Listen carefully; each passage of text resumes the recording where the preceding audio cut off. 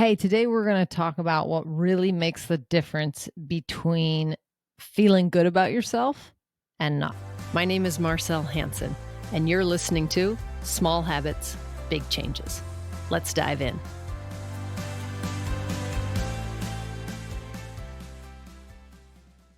Welcome to today's episode. Last week or the week before, I talked about completing cycles and how that can preserve energy and increase energy and develop momentum. So if you're interested in how you can develop momentum in life and checking things off your to-do list, if you will, and focusing on more important priorities, then check out that episode. Today, the closing cycle is something that helps to create something very special.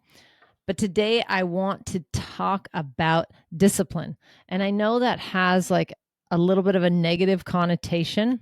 So if you have a synonym that you like for discipline, try and reframe it now so you can hear the message. Don't get caught up in the vernacular in a certain word that you're triggered by. Really, I always try to look at what that meaning is, what the intent is, regardless of what's actually being said. Energetically, discipline is a powerful, positive attribute. And self-discipline is what I'm talking about, not disciplining others, not being disciplined by someone else. And I think a lot of us have grown up with that sort of connotation. This is about self-discipline. And my stable table with hydration and movement and nutrition and sleep is about creating a structure, a framework of self-care that is, in fact, a demonstration of self-discipline. And self-discipline really lends itself to being a powerful human being. If you can employ self-discipline, you can do anything, absolutely anything. You can, all the goals that you set, you can certainly achieve probably faster and more efficiently than you can without discipline. We're talking consistent discipline, like daily action towards your goal, towards your mission, applied towards your legacy, most of which we have covered in a previous episode. So definitely check those out again if you've missed those. But self-discipline is really about taking an action on a regular basis to prove to yourself, yes, others will see and eventually witness. That's not what we're talking about. To prove to yourself that you are credible. Because what I see in a lot of clients and people that share their story with me is that they are dependable to others, their children, their boss, their colleagues, their friends, and less so to themselves. And eventually what that leads to is burnout, resentment, just absolute exhaustion, and potentially feelings of anxiousness or overwhelm. To be in yourself fully, to love yourself fully, you want to create character that you enjoy, that you love, that you can respect. And the easiest way to do that is to commit to being self-disciplined, making your bed every morning, hydrating, moving your body every day, eating well, committing to a nighttime sleep routine. This building of the stable table in your world, in your household, is the easiest way to create self-discipline. It's a commitment to yourself that you're making that everyone benefits from. Your spouse benefits, your family, whether immediate or extended, your children, your community, your workplace, whether you are an entrepreneur or you work for someone else. This benefits everyone on the planet, people you don't know.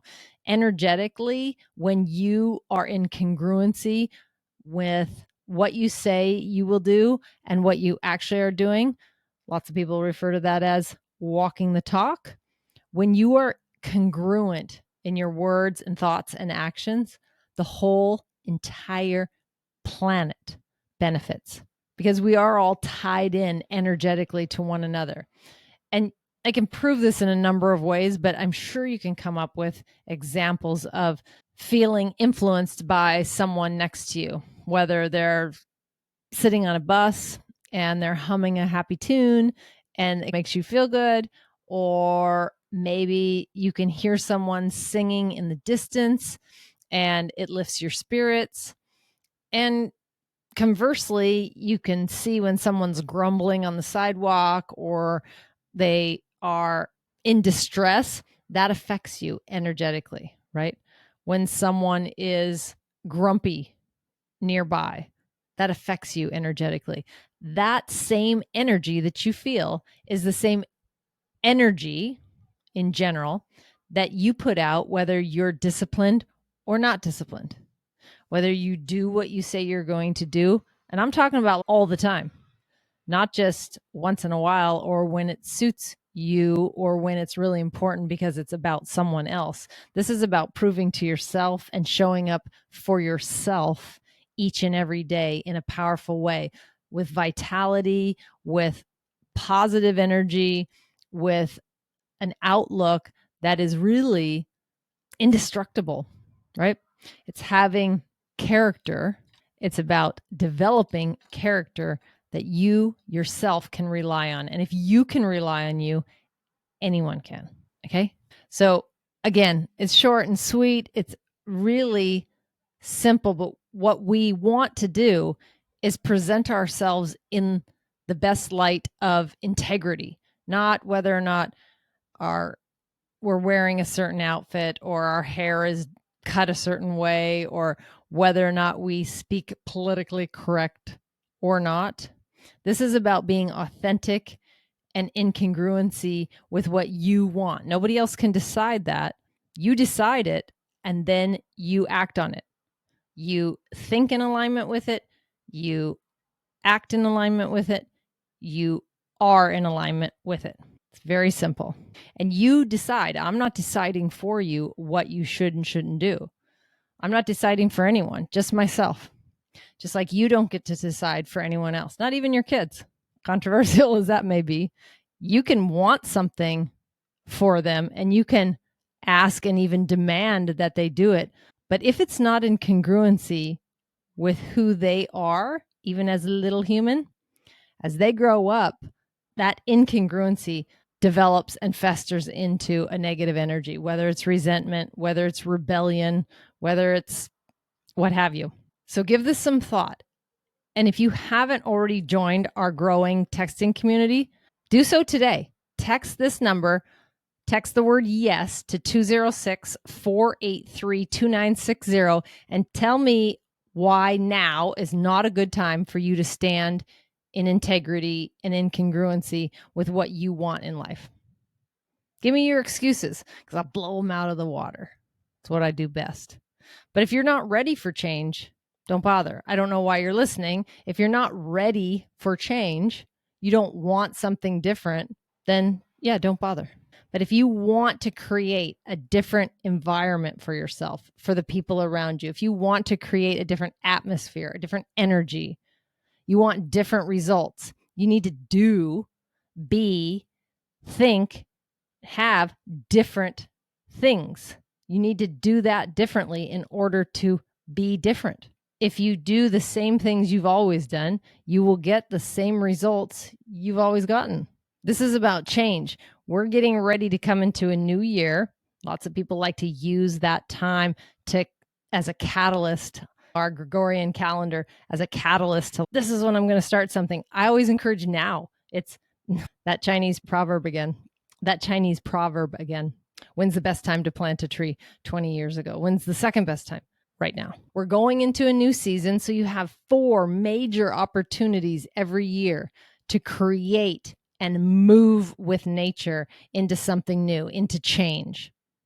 You have spring, you have summer, you have fall, you have winter. You also have each and every month. If you are a go-getter, you want to implement more change and develop more character within yourself, even faster, more discipline, consistently, you have 12 opportunities every year with your months: January, February, March, April, May, June, July, August, September, October, and November. in December. And if that's not enough for you and you are really at it, do weekly. After 30 years of practicing so many different modalities and tracking them, I work daily on this. I try not to carry yesterday's woes into today and today's into tomorrow's. Every morning I have a check-in. Midday, I'd say it's actually more like just before supper. And then before I go to bed, there are things that I check off. And that's when I close those cycles. That's when I capture all the energy, the wins of the day. I will say that of all the things I've done over the years that I continue to do with my stable table and journaling and different modalities and self-care, celebrating the wins has always been a growing edge of mine. I am constantly trying to celebrate little wins. I'm usually just like motoring right on my journey right through them. And I'm getting better at it for sure. But it is something that as we go into this next season, I'm embracing more with my breath work. I try and create a hook habit, like with the breath work practice that I have, I'm going to implement a new habit, which is what we talked about. I think I shared in episode 1, actually, if you go back about 25 episodes, taking something that you already do, that we already have ingrained in a routine, and attaching something new to it, a new habit, is the best way, the fastest way that I have found to really implement that habit. And so now that I've developed a pretty sturdy breathwork practice, while I can always get better, I am implementing this week a new practice into that routine, which is that of celebration, of really taking the time to look at the wins and some more than the blessings, because I do recognize blessings. I am in appreciation. I have a walking meditation that I do and what I call attitude of gratitude. I've done that for 27 years, and that is a regular practice. Yet the celebrating, my coach always said, what worked? What would you do differently next time?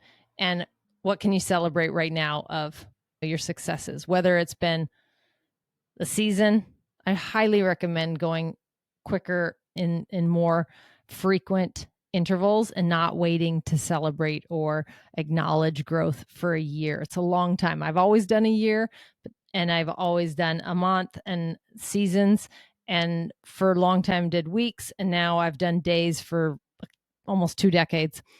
Is like really staying present in the moment, not waiting, because you know what, you forget things.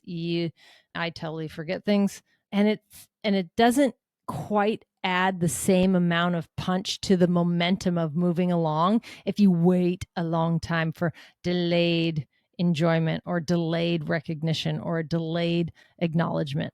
Think about the character that you want to possess, the message that you want to send out into the world, the thoughts that are going through your head, and how those are aligned or not. Focus that energy there, focus the energy there. And as you develop this discipline, it will allow you to implement new habits readily.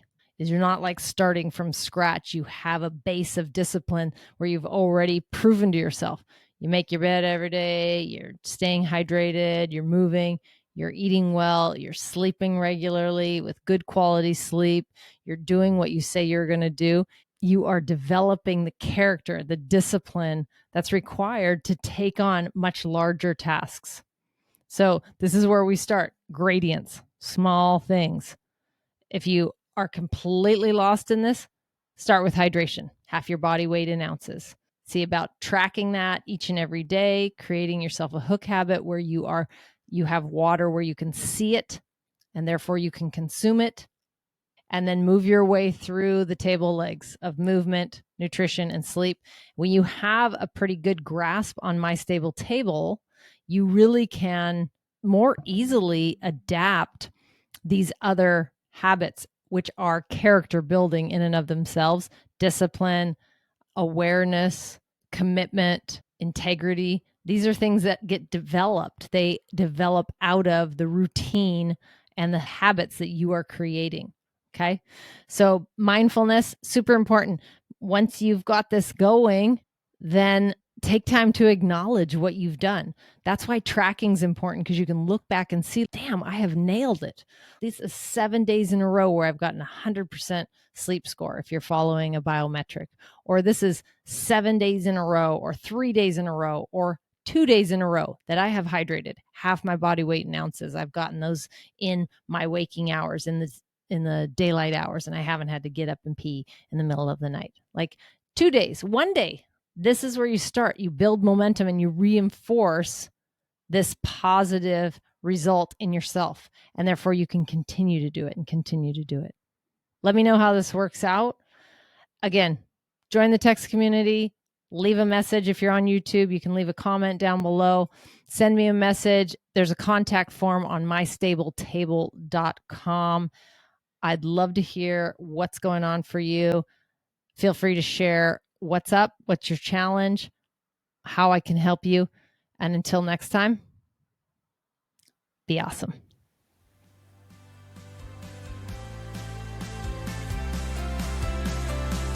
Thank you so much for listening today. If you feel any part of this episode resonated with you, then please consider sharing it with a friend who may also find value in it. And remember to hit that subscribe button if you haven't already. And before you go, did you know we have a fantastic free text community? If you want more bite-sized health hacks and reminders delivered directly to your phone, absolutely free, then text keyword YES to 206-483-2960. Again, that's keyword YES to 206-483-2960. And we'll see you on the inside.